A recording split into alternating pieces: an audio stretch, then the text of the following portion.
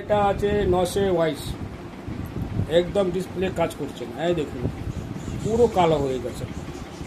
এটা এর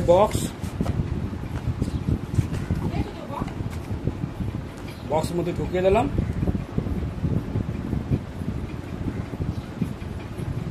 এবার হলুডার থেকে কোরিয়ারওয়ালা আসবে, কবে আসবে, আজকে আসবে কালকে আসবে সেটা আমার জানা দরকার নেই। সে চার্জার কোথায়,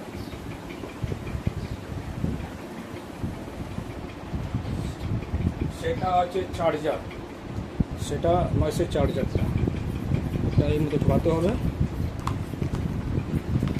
দিয়ে রাখতে হবে।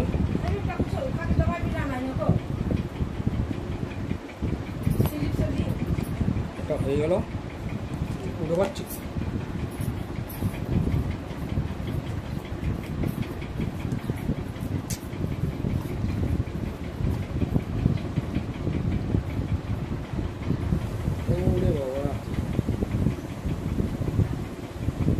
আমি উল্টো ঢোকাচ্ছিলাম, এটা এইভাবে যাবে।